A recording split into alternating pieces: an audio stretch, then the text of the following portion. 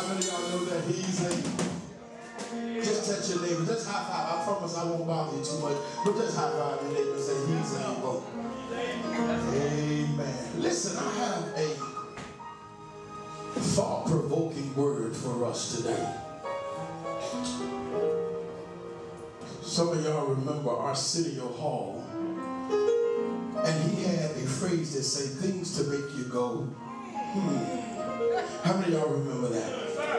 How many of y'all remember that? No, I remember I used to have to sneak up and stay up late at night to watch that. Things to make you go, But we are in battles, and the battlefield of the mind is a serious situation. Tell your neighbor, say serious situation. I came to speak to some relationships today. Somebody say relationship. Come on, talk to me, say relationship. Psalms 147. Psalm 147. Psalm 147, verse 3 says, He healeth the broken in heart. Let me ask y'all a question. How many of y'all saved? Raise your hand. How many of y'all saved? Amen. You saved and you know you saved. Let me ask you a question. How many of y'all feel like because I've been in church all of my life, or because when I came to church, looked like that's when my heart got broken? Am I talking to anybody in this place? Oh, okay, thank you. Al Green asked the question, how can you mend this broken heart? Don't y'all act like you ain't never heard that before. What makes the world go round? Anybody know what I'm talking about? Mother Eloise, you talk to me, won't you? Yeah. Al said, I can think of younger days. Well, y'all too saved on me today, so I'll leave that alone. But y'all know Al said, I could never see tomorrow. Y'all know what I'm talking about? He said, because I was never told. Miss Betty, you'll talk to me, won't you, about the sorrow. I want to ask a question today. I want to talk from a subject. How can you mend a broken heart? Ask your neighbor that, say, how can you mend? Come on, ask your neighbor, say, how can you mend a broken heart? What makes the world go round? There was a songwriter that said, my shattered dreams and broken hearts are mending on the shelf. I saw you holding hands, standing close to someone else. Now I sit all alone, wishing all my feelings were gone. He said, I gave my best to you. Now there's nothing left for me to do, but I have one last cry. Many of you have been like Brian McKnight a time or two, when you give it your best, but it seems like your best wasn't good enough. Can I get some help in here? You did everything that you thought you could do to make a happy home. But whatever you did that you thought was extraordinary, it was really only ordinary. You did everything you thought that you could do to make someone swing your way. And the more you batted forward, the more they kept backing up. When you find yourself in a situation like that, you must understand that you must be like Matthew 10 and 14 and shake the dust off of your feet. Because if they don't want you now, no matter what you give them and how much you give them, you will still end back up at point number one. I'm only talking to real people in this house today. You must understand that I may be trash to you, but just believe me, I'm going to be treasure to somebody else. You may have tricked me this time, but I promise you there's somebody that's waiting out there that's going to treat me like I deserve. Am I talking to anybody in this house? I believe it was Howard Hewitt and Shalimar say the second time around is always better than the first time. Please understand that the reason it's hard for people to trust other people is because it was people that stole their trust in the first place. Am I talking to anybody in the house today? Please understand. So understand that I don't want to act like I'm antisocial, but antisocial is what works for me. Am I talking to anybody in the house? Because as soon as I allow people to get in my space, it is the very people that I allow inside that kills me from the inside out. Help up in here, Lord. But as long as I keep you on the outside and don't worry about you coming on the inside, then I really don't have much to worry about because I'm not suicidal and I'm not crazy, so I'm not going to kill myself. How many people in here say that it wasn't me that killed me, but it was other people that killed me? Do I have any help up in here? High five your neighbor, say, Pastor must be talking about me. So it's not that I don't want to, but it's because I've been so misused and I've been so abused within my life that I found it to be better if I just stay in this shell and be by myself. Somebody said, I'd rather put on a smile and act like everything is okay so people will just leave me alone. Is there anybody up in here that said when I walk before people, I say, good morning, Deacon Ward. How you doing? I'm doing fine, but I'm all jacked up on the inside. And the reason why I tell you I'm fine, because if I tell you my problem, then you gonna tell somebody else. And I get some help in here. But if I just keep this thing by myself, I ain't got to worry about self telling on self. Somebody look at your neighbor and say, keep it to yourself. Come on, high five with them and say, you better keep that to yourself. Yeah, some people wish that relationships had traffic lights. Somebody say traffic lights. I think I'm hitting a nerve in here this morning. Because if you saw green, that means you can continue with that relationship. If you saw yellow, it means proceed with caution.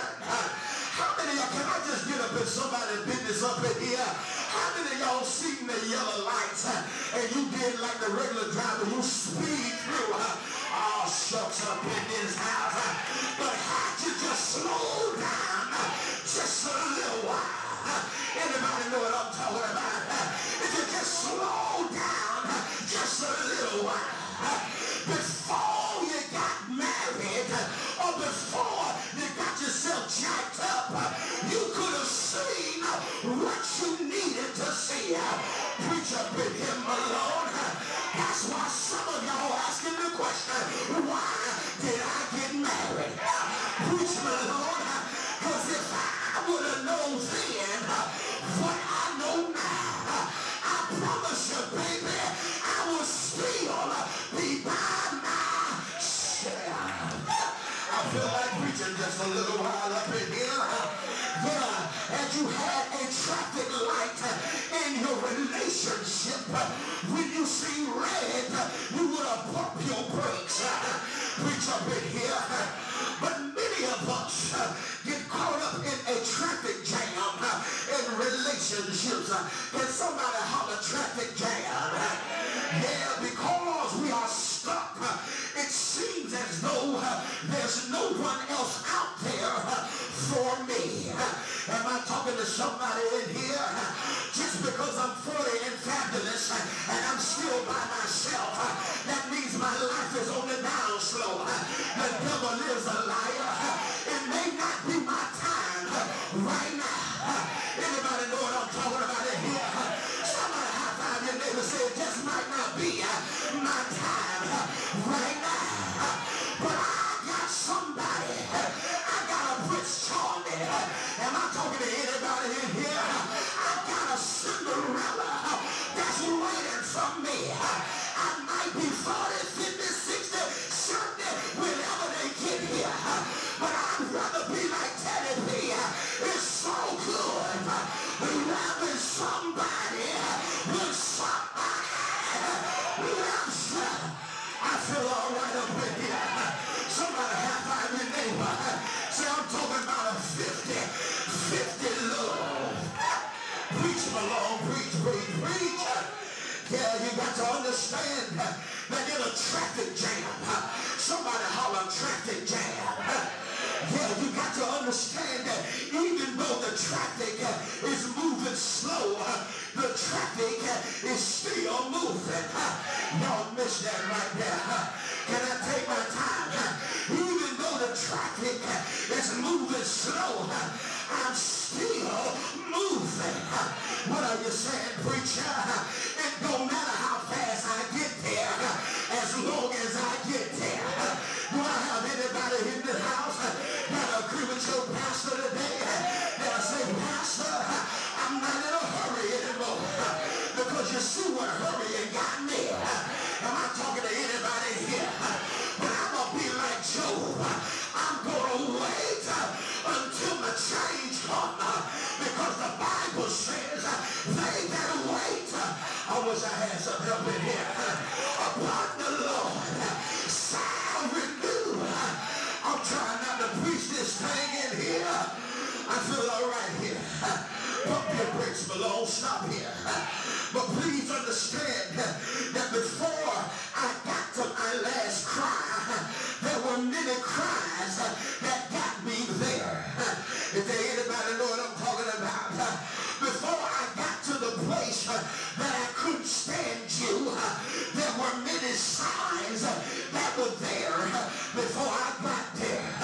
And ain't no need of y'all acting like y'all super saved and sanctified up in here.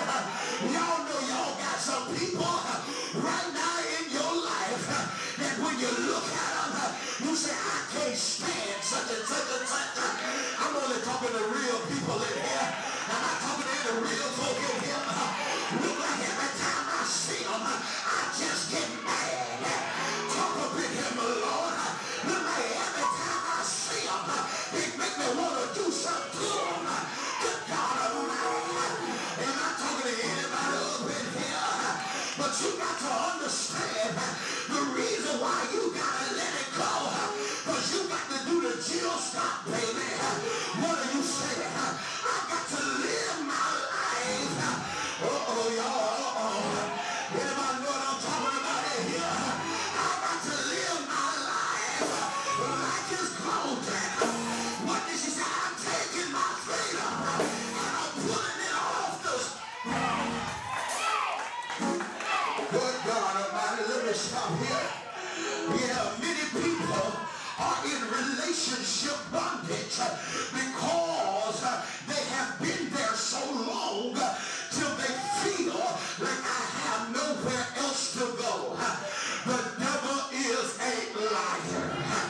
Can I help somebody in this house?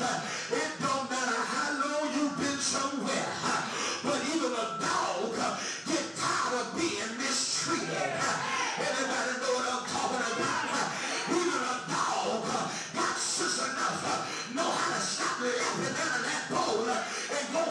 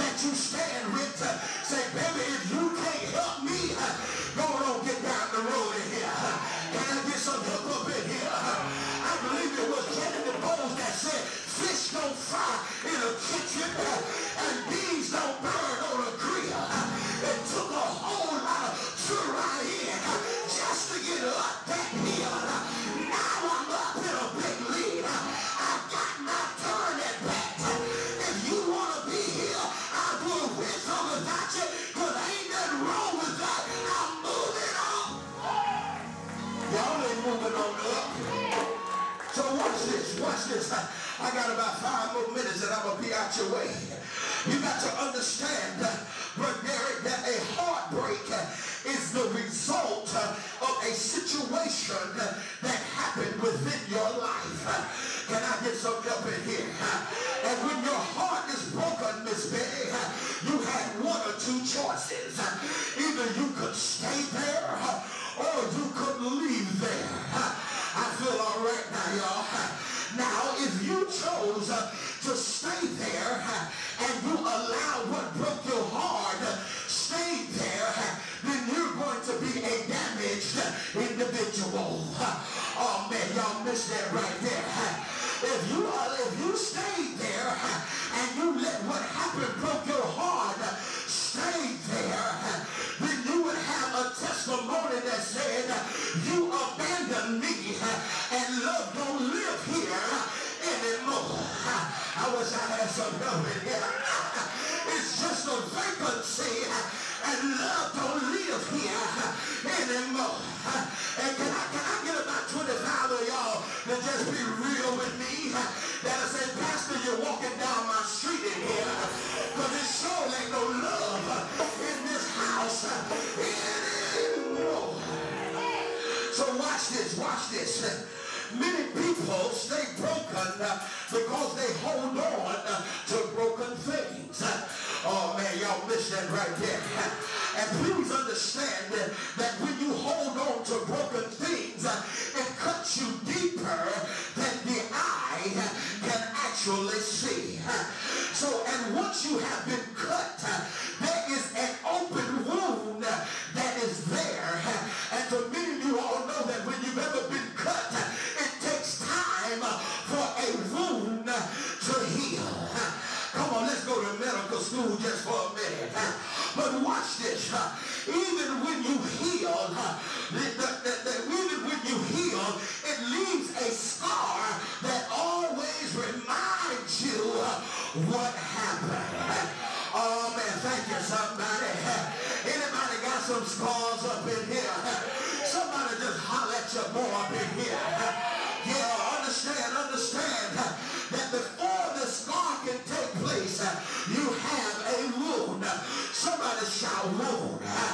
Come on, y'all shout it now. Shout wound. Yeah, every time you look at that wound, you become enraged because that wound was not supposed to be there. Am I talking to anybody up in here? Well, let me walk down your street. You said that you was going to love me, but somewhere down the line, you dogged me. Now I've got a wound. Somebody help me in here. You said that I was the best thing that was since sliced bread, but you chewed me up and spit me out. Now I've got a wound there. Is there anybody got some open wounds right now? Let me just say it like that. Is there anybody got some open wounds right now? Please watch this. If anybody has ever been wounded up in here because of false promises, is there anybody got some of them wounds going on?